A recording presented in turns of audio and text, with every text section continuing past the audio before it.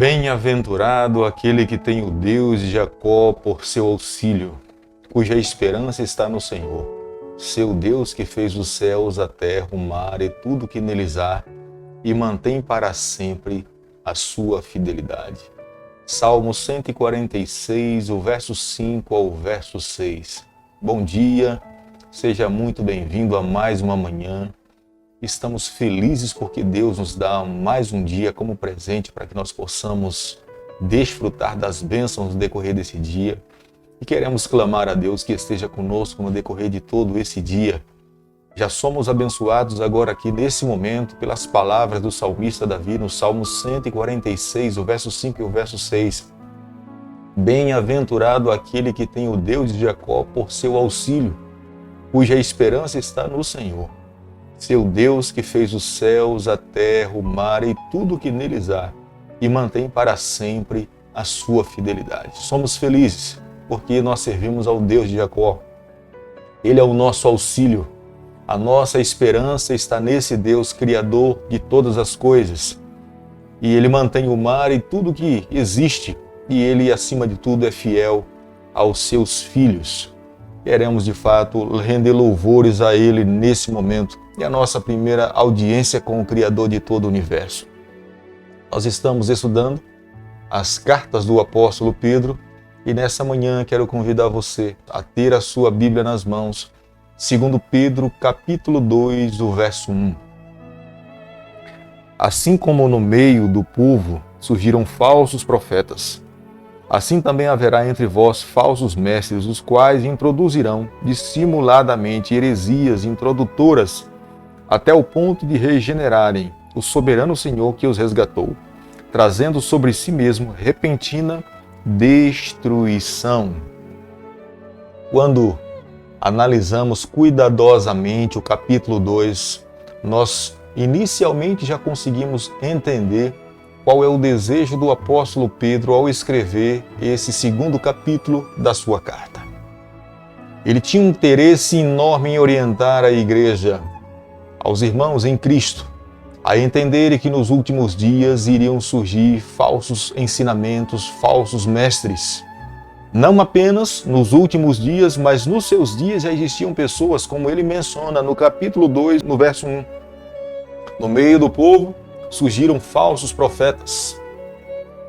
A mentira misturada com a verdade, ou a verdade misturada com a mentira, é um mal para todos nós. A Bíblia está repleta de pessoas que se passavam por homens inspirados por Deus, quando na verdade eram verdadeiros charlatões. O grande problema é que esses que se denominam verdadeiros homens de Deus acabam enganando muitas pessoas. Tantas pessoas que não se apegam, não se fundamentam na verdade, não buscam seguir a palavra de Deus como faziam os bereanos, e muito facilmente são enganados por esses falsos mestres. A primeira grande leva de engano se deu na eternidade, quando o anjo mau, Satanás, enganou 1/3 dos anjos que foram criados por Deus. E diante do desejo de Satanás de querer ser semelhante ao Criador, enganou os anjos do Senhor, dizendo de que Deus não era justo, por não dar-lhe liberdade para agir como tal.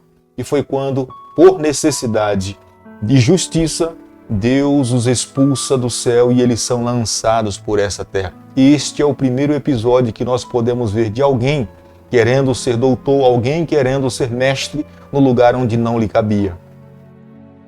Desde então, falsas predições nós conseguimos ver constantemente nos dias em que nós estamos vivendo.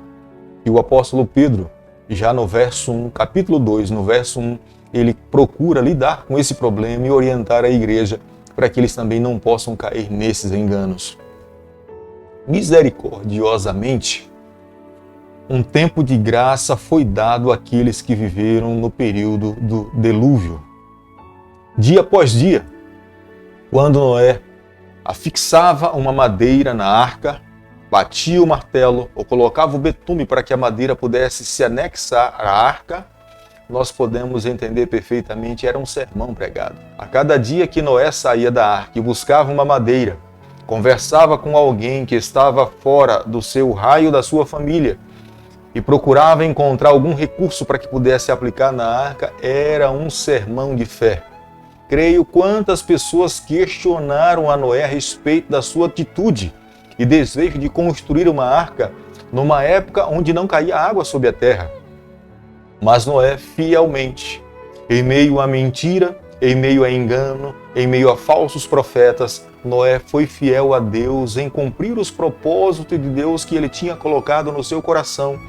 E regularmente, sistematicamente, Noé pregou as verdades que Deus gostaria que aquela geração pudesse entender, que um dia Deus iria destruir essa terra com água e todo aquele que quisesse receber a salvação deveria salvar-se entrando na arca que Noé tinha construído.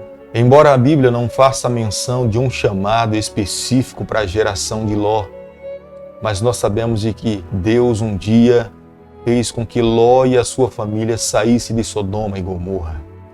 Deus queria salvar também aquela geração. Tenha certeza de que Deus não destruiu Sodoma e Gomorra sem que primeiramente Ele tivesse dado a oportunidade de salvação àquelas pessoas. Mas nós sabemos que apenas Ló e as suas duas filhas é que atenderam o chamado. Inclusive a sua própria esposa no caminho, quando estava saindo de Sodoma e Gomorra, se voltou para trás e se transformou numa estátua de sal. Jesus Cristo, quando um dia esteve aqui nessa terra, ele advertiu aos seus discípulos.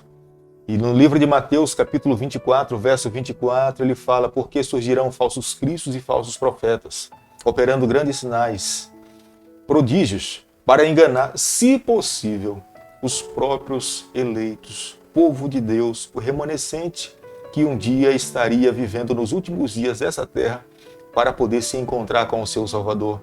Por isso que nessa manhã falo para você e para mim, nós que somos o povo remanescente de Deus, nós precisamos a cada dia nos colocarmos nas mãos do Senhor. Nós precisamos a cada dia examinarmos as Escrituras. Nós somos desafiados nos dias em que nós estamos vivendo, fazer a distinção entre a verdade e o erro, entre o erro e a verdade. Conseguirmos viver a verdade e sabemos que somente a verdade é ela que irá prevalecer.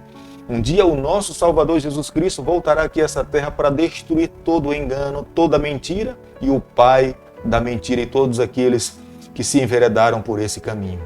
Muitos líderes acabam construindo um ensinamento para que possam ser beneficiados. Mas uma grande massa de pessoas são enganadas por não conhecerem a verdade. São homens que estão pensando no recurso, que estão pensando no status, que estão pensando no poder, mas não estão pensando em conduzir o rebanho que pertence a Jesus Cristo. Quando nós começamos a estudar as cartas do apóstolo Pedro, perfeitamente nós podemos entender que no chamado que Jesus Cristo faz a Pedro, ele fala: apacenta as minhas ovelhas. O nosso Salvador não estava dando as ovelhas a Pedro, mas dizendo: você é o meu mordomo, você tem uma responsabilidade. E creio que nas entrelinhas estava sendo dito a Pedro: você precisa ser fiel, você precisa levar esse povo a amar a minha pessoa, seguir a Jesus Cristo. Fazendo isso, você também terá o direito de viver eternamente. Mas muitos líderes que vivem nos dias em que nós estamos vivendo perderam a noção dessa verdade. Muitos pensam que têm autoridade nas mãos para ensinar o que eles bem quiserem, usufruírem das ovelhas, e de destruírem muitas ovelhas, mas sabemos que um dia o nosso Salvador virá trazer a juízo todas as ações que irão acontecer, que estão acontecendo sob a face dessa terra. Não podemos nos esquecer que nós hoje precisamos tomar as nossas decisões, a que seguir e fazer com a nossa vida. Vivermos a verdade ou seguirmos qualquer tipo de ensinamento. Nos alimentarmos da palavra ou bebermos de qualquer fonte que a internet possa jorrar sobre a nossa casa. Nós precisamos tomar as nossas decisões. Nós precisamos ser fidedignos àquilo que Deus pede para que nós possamos fazer. Porque entendo, e aqui vai uma opinião minha, Deus hoje está fazendo um peneiramento no remanescente dos últimos dias.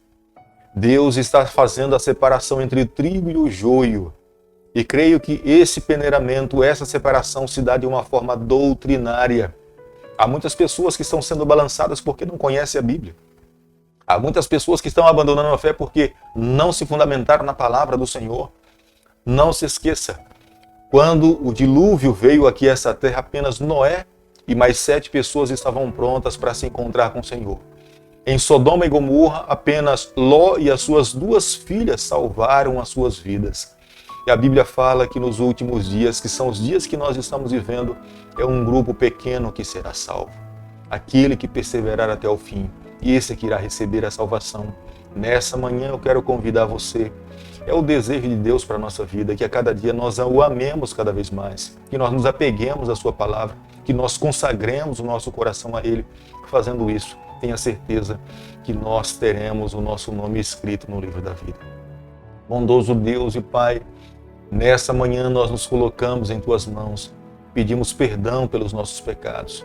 Pedimos, ó Pai, que o Senhor conduza a nossa vida, nos ensine a cada dia a nos alimentarmos e sermos fortalecidos pela Tua palavra, que ela seja o guia constante para cada um de nós. É o nosso pedido, é a nossa oração, que nós fazemos em nome de Jesus. Que o Senhor te abençoe e te guarde.